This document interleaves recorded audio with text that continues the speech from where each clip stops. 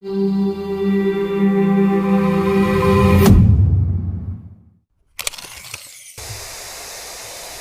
soumission à l'autorité est pour la plupart des êtres humains une normalité qui ne se discute pas. La remise en cause des règles établies par celui qui représente cette autorité est bien souvent discréditée d'abord par ceux qui s'y soumettent et non par ceux qui les édictent. Comme si changer les règles était synonyme de danger pour eux, non par le changement de routine que cela impliquerait, mais par la crainte de décevoir le pouvoir dit légitime. 3 questions se posent alors. Pourquoi l'être humain a tant besoin d'avoir quelqu'un au-dessus de lui qui lui dit quoi faire ? Pourquoi la soumission est le trait de caractère de la majorité des hommes avec un grand H ?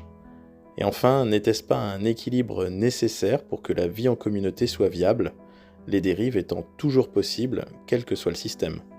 Nous allons voir dans l'extrait qui va suivre, tiré du film I comme Icare et inspiré de l'expérience de Milgram, que cette soumission peut amener des individus dits normaux à commettre des actes atroces dictés par une autorité qu'ils considèrent comme légitime et donc supérieure. Le seuil de tolérance à commettre un acte barbare est bien entendu différent chez chacun, mais l'on constate que plus de 60% des individus peuvent entrer dans l'horreur en toute bonne foi. Il est également à noter que le rôle et la tenue vestimentaire des individus couplés à des termes précis et des arguments dits scientifiques pour justifier ces actes de torture font office de parole d'évangile pour le sujet observé. L'expérience de Milgram a eu lieu dans les années 60, mais force est de constater que l'être humain en 2022 n'a pas vraiment évolué quant à sa capacité de résistance à la soumission. Monsieur Rivoli ? Ah non, Despaul, monsieur le professeur. Alors vous êtes Monsieur Rivoli ? Oui, monsieur le professeur. Eh bien, messieurs, d'abord quelques mots sur l'expérience que nous allons tenter aujourd'hui. Une théorie établie par des psychologues soutient que l'individu apprend correctement et d'une manière plus efficace lorsqu'il sait que chaque erreur de sa part lui attirera une punition. Une application dans la vie courante. La fessée que les parents administrent à l'enfant lorsqu'il se trompe. Ils espèrent que cette forme de punition particulière incitera l'enfant à mieux se souvenir. Dans le cadre de cette université, nous intéressons seulement aux adultes. Et c'est scientifiquement que nous allons mesurer à quel degré chiffré la punition peut avoir une influence sur la mémoire. Le mieux, il me semble, est de tirer au sort pour désigner qui sera le moniteur et qui sera l'élève. Ah, je suis le moniteur. C'est donc Monsieur Rivoli qui sera l'élève. Le principe de cette expérience est extrêmement simple. Comment recrutez-vous vos candidats, professeur ? Une annonce dans les journaux locaux, dans le style « Voulez-vous gagner $6 avec indemnité de transport en échange d'1 heure de votre temps ?» Nous recrutons volontaires pour participer à une expérience scientifique sur la mémoire. Bien. Veuillez commencer, monsieur Despaul. Premier mot, bleu. Ciel. Ciel bleu. Juste. Mot suivant, féroce. Rire. Rire féroce. Non, c'est faux. La réponse était animal. 15 volts.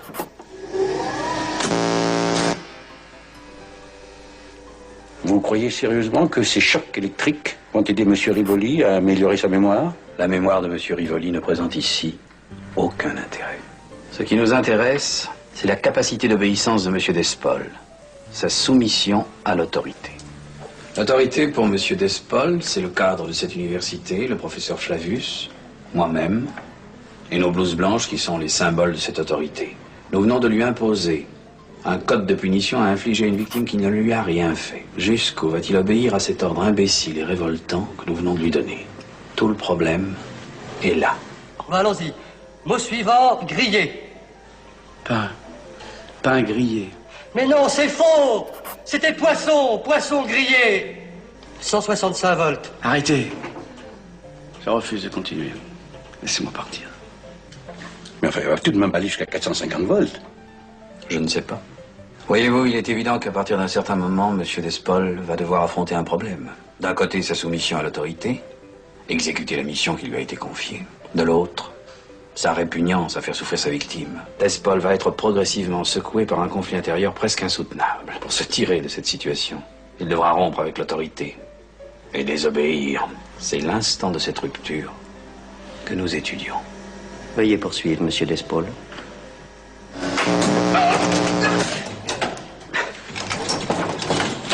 Alors, le mot suivant, c'est... Un instant, monsieur. La main droite de monsieur Rivoli vient de glisser. L'électrode n'est plus en contact. Il faut que vous alliez rattacher les lèvres. C'est à moi de faire ça? Vous devez veiller à l'exécution correcte de ce qui a été convenu. C'est une phase très intéressante de l'expérience, le contact physique. Jusque-là, il agissait par manette interposée. Il doit maintenant toucher un homme qui ne lui a absolument rien fait et qu'il est en train de martyriser. Il arrive dans ces cas-là que le taux d'obéissance diminue. Je vous en supplie, monsieur. Arrêtez. Faut mieux de vous concentrer et de ne pas répondre n'importe quoi. Qu'on en finisse, merde, faut pas y passer la nuit, non? Il m'a demandé d'arrêter. Qu'est-ce que vous en pensez? Je vous prie de continuer, monsieur Despaul. Bien. Concentrez-vous bien avant de répondre. Parce que je vous préviens, j'en suis presque à 200 volts, moi. Alors, le mot suivant, c'est blanche. Blanche!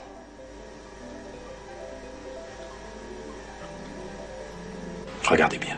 Despaul essaie de diminuer son conflit intérieur en aidant sa victime. Ah bah, si ce conflit lui est tellement insupportable, pourquoi ne s'arrête-t-il pas? S'il s'arrête, il reconnaît implicitement qu'il a eu tort d'aller jusque-là. En continuant, il justifie tout ce qu'il a fait jusqu'à présent.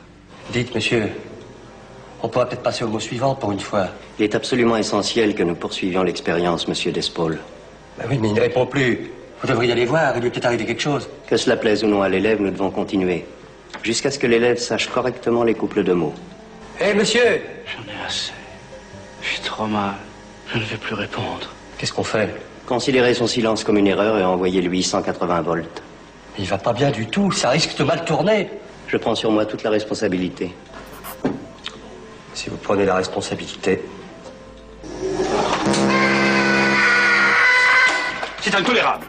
Même au nom de la science, vous n'avez pas le droit de faire ça. Aucune loi ne vous autorise. Gardez votre calme. Ces appareils sont entièrement factices. Il n'y a absolument aucun courant électrique entre le pupitre de M. Despaul et la chaise de M. Rivoli. Et M. Despaul n'en sait rien. M. Rivoli a beaucoup de talent. Il fait partie de notre équipe. Naturellement, il est indispensable que les candidats que nous recevons soient toujours moniteurs. C'est effrayant. Vous, c'est à 180 volts que vous avez réagi. Votre expérience est impitoyable, professeur. Réfléchissez bien. Je vais être obligé de vous envoyer 405 volts. Alors, faites un effort. 405 volts. Il faut interrompre l'expérience. C'est impossible. On ne peut pas fausser les résultats. Nous devons continuer. L'insuffisance cardiaque de votre sujet est flagrante. En poursuivant, vous allez à la catastrophe. Envoyez 405 volts, monsieur Dassault. Pas question. Mettez-vous d'accord. Il y en a un qui dit de continuer, l'autre qui dit d'arrêter. La conversation que je viens d'avoir avec le professeur Nagara ne vous concerne pas, monsieur Dassault. Veuillez poursuivre. Oui, ben moi je poursuis plus rien du tout. Si vous voulez, je vous rends vos $6 et je rentre chez moi. Arrête l'expérience à 405 volts.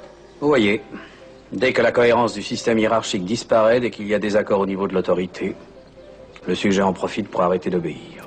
Vous avez beaucoup de sujets qui sont allés jusqu'à 405 volts. En moyenne, 63% des sujets sont obéissants. C'est-à-dire qu'ils acceptent totalement le principe de l'expérience et vont jusqu'à 450 volts. Ce qui signifie que dans un pays civilisé, démocratique et libéral, les 2/3 de la population sont capables d'exécuter n'importe quel ordre émanant d'une autorité supérieure. Voilà sans doute pourquoi nous en sommes là aujourd'hui, en 2022. Mais gardons espoir, le bon sens et la vérité l'emportent toujours au final. Nous ne serions plus sur cette terre depuis longtemps si ce n'était pas le cas. Vous l'aurez sans doute compris, les questions posées en introduction sur la soumission de l'être humain, ses conséquences et son intérêt pour la société sont complexes.